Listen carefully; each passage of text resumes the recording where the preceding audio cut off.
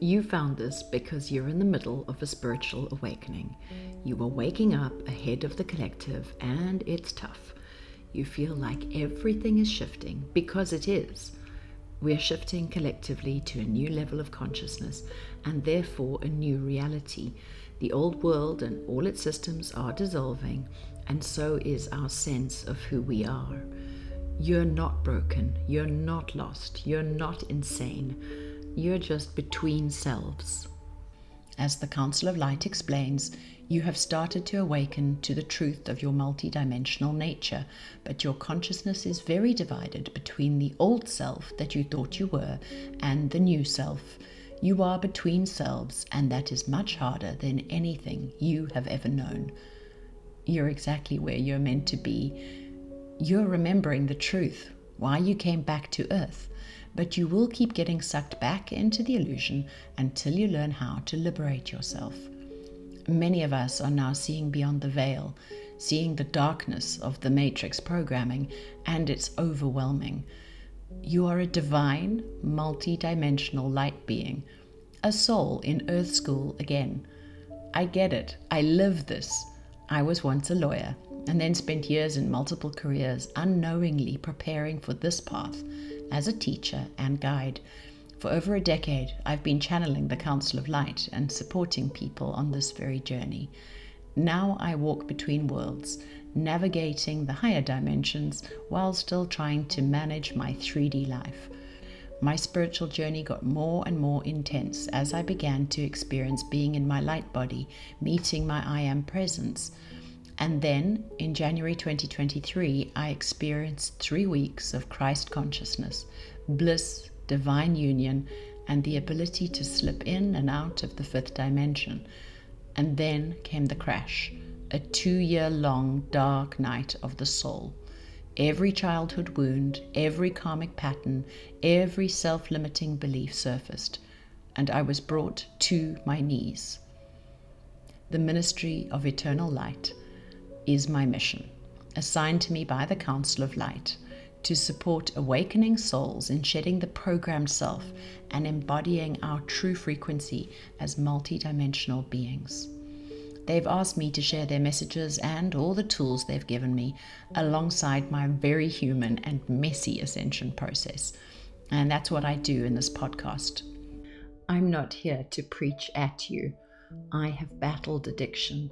I have questioned my worth in every way. I still work on feeling fully worthy of the mission to create a ministry. I am learning that it is only through complete love and acceptance of myself, of all my flaws and chaos and disorganization, that I can let go of shame and feel the divine love that surrounds us.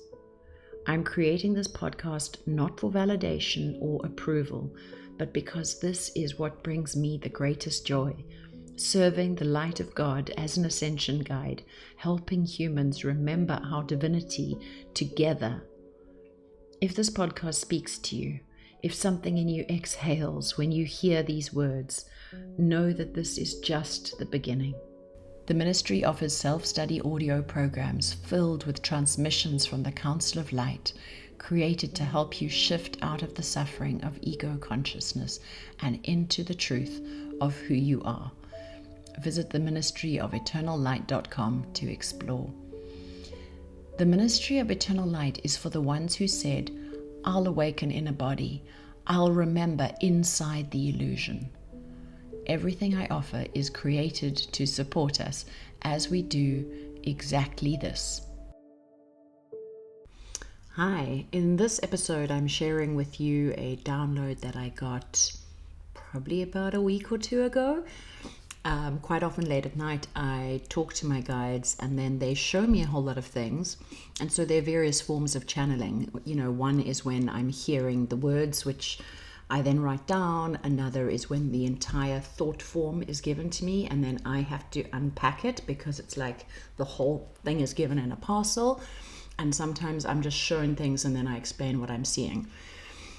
In this particular message, it's really an ascension update about what's going on for a lot of us energetically, and particularly this notion of being pulled as the realities timelines are splitting, we feel more divided between this call to our realizing our magnitude, our magnificence as angelic beings. And that's my new favorite topic of all time, this awakening to the fact that we are angelic and what that means, and particularly the term angelic, all of these things.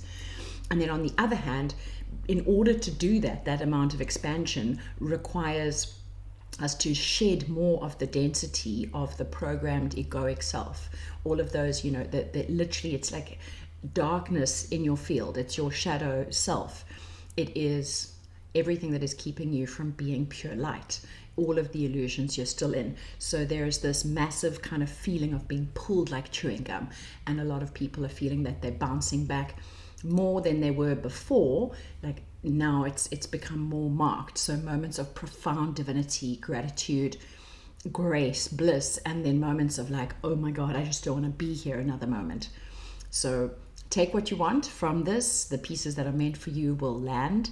And let me know in the comments what you want to know more about.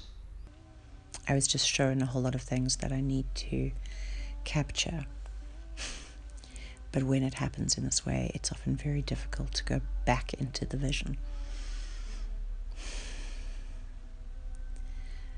I'm being shown the enormity of who I am.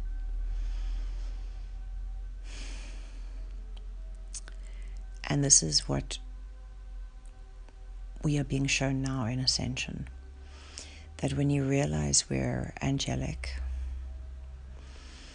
and you start building this bridge with your I am presence, your divine self,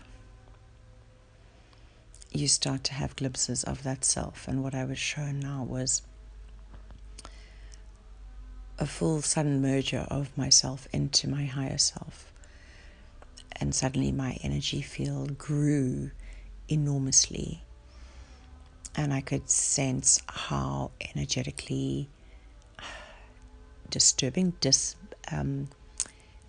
unbalancing it is. It's a sudden, complete different sense of who you are. It's a different perspective. And that's why we're not being catapulted into the stage of realization yet. But many of us are feeling so tired of the forgetting, of the going back to sleep, because at the same time we're being pulled in the direction of our expanded self, our divine self. And so we are feeling the pull right now. It feels like we're bouncing further between that traumatized self, the wounds that still play out, and then the enormity of who we truly are. These are getting further apart, so it feels more arduous to move between them. So I keep being shown that I'm here to talk to people who are finding this journey arduous, who are bouncing back and forth between their working through so much karma, like all the patterns, all the childhood imprints, all your lives, everything we are working through at such rapid pace. And so we are exhausted energetically. And I'm being shown that my guides, the Council of Light, they are explaining this hasn't happened before en masse. It hasn't happened on Earth. And so the process is being tempered. There is no way to fully predict the effect on the human psyche as these energy waves increase and surge into Earth's atmosphere. It really is squeezing us. And so, what I was shown a little bit earlier is that we are all just being called home to God. And I've been suffering the last few days. Today wasn't a good day. And I realized I was simply in my ego. I kept thinking I have to solve this problem, all these problems. And it was feeling so heavy. I haven't felt that low for a while. And then tonight, I was just shown it's because you've forgotten God. And so I had to actively go into prayer. And I put on music, the Muji Mala album it's Muji, and then these are songs of worship of people who've gone to see Muji, the spiritual teacher.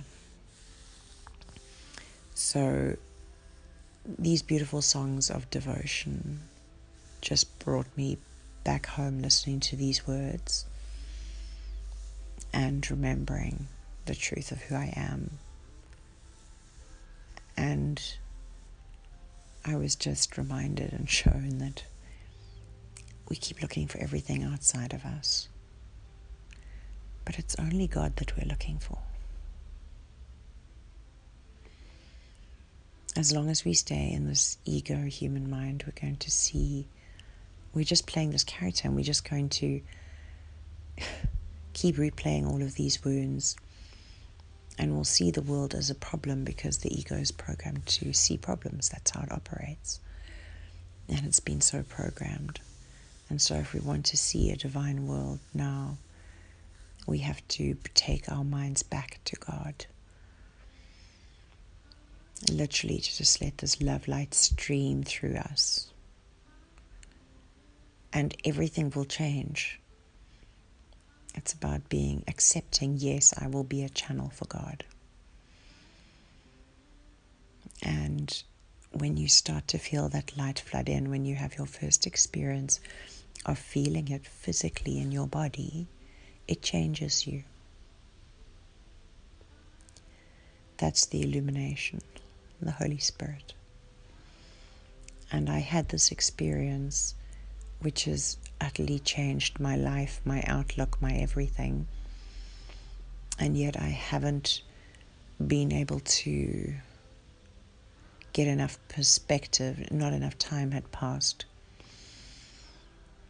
to see it from a new perspective of a type of rite of passage. It's an initiation. But it was so amazing to feel the love of God in my body. And I haven't wanted to talk about it as much as I'm being shown I need to, because I felt it would be seen as boasting. And I had a whole lot of stories around what people might think in a million different ways, different criticisms, because I haven't seen it modeled barely on this planet, people talking about their relationship with God. It is happening more and more, but mostly this has been in a church context. And so for those of us who are preaching, if you want to call it that, who are speaking the word of God from outside traditional structures, it's really pioneering work, and it's lonely. But there are going to be more and more people who are feeling this pull, just like I am, to ministry. And it may be overt or, covert ministry, because we are always ministering. Every interaction with another human being is a chance to bless them and illuminate them with the light of God, in terms of the extent to which you have that light of God flowing through you. So the extent to which you recognize your own divinity is the extent to which you allow all those around you to also come home to God, to liberate themselves from suffering, to literally just start feeling the peace of God. Because look at how people mostly live on this planet. There is so much fear, there's so much doubt, there's so much scarcity, there's so much unworthiness, there's so much shame, so much fear. And you set people free when you can set them free from all that. And we can't do that externally. It's an energetic transfer. You can't fix a person's life and suddenly they won't have fear or shame. We can't do this externally. It's an interior game.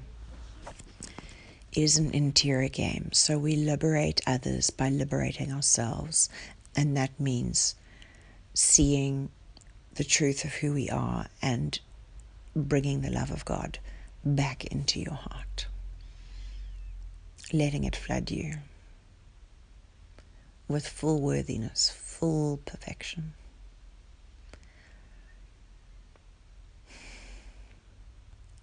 The light of God is a very powerful thing, and it's changing all of us. And there are those who don't know what to make of these changes, this longing for God, the fact that they're bouncing between that traumatized, full of doubt self, and then this enormous, very powerful being that at moments you have glimpses of. And if you haven't had those glimpses, it's very hard to keep going. But because you read and you remember that this is true, even if you haven't had the physical remembrance yet. So part of what we are going to be doing in the Ministry of Light, I'm being shown, is this physical remembrance of God. Feeling God in our bodies, talking about what that feels like, and allowing people space to explore and to talk about their experiences of God. It's really important, I'm being shown, that these spaces are created outside of the traditional ones like the church, where perhaps people would, on occasion, I don't know, I haven't been part of many churches, talk about their direct experience of God. But for so many reasons, the vibratory level of those churches is not a match for where many people are who are awakening and looking for God, but don't know where to go. There need to be these modern ministries, which are almost a post-religious offering to those who understand there are many faiths on the earth at this time, but we all serve the light. There is one divine creator, known by many names, in many ways. But it's time to stop arguing about the names of God and just celebrate the light together. It's something that is done energetically. Words aren't needed. The intellect is not needed. This is about direct communion with God. Letting the light of God pour through you.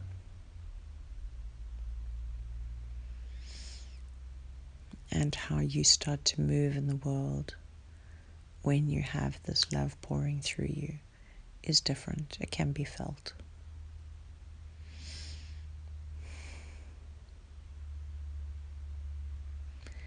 There is a deep peace that comes from walking with God. And those of us being called to this path of devotion, being of true service to the planet in this specific way, because we all have very different gifts that we are here to bring. And the people that I am calling in are those who could be in multiple different fields. That's not what's important. But the fact is that you're feeling this deep call to God and to be of service to the light. And know that that is ultimately what you're doing, regardless of the form your service may take at this time. I mean, you could be a maths teacher and illuminating kids' minds. The nature of what you do, that's just one random example, that the nature of what you do is not what's important. It's your level of God connection the level of love light that you're able to pour into the world in whatever way that brings you joy. So I'm getting very excited now, seeing the extraordinary beings who are coming into my world. What beautiful, luminous souls. And what an honor it is to support you in your awakening as you come home to God and learn together what that means, to explore it, knowing it comes from a very sacred place inside you, and it's time to honor that now. And I'm not here to teach 7 steps to transformation and be a wealth goddess and I don't know, all of these programs that I've seen so many people offering. And I was shown I almost need to turn away from like Instagram and all the stuff that's been showing me what other people are doing, making me think I need to do things in that way, because what I'm here to do is unique and I can't find my own voice when there's too many others. I'm here to help people process their spiritual awakening in terms specifically of this deep call to devotion and to knowing God and not knowing what to do with that.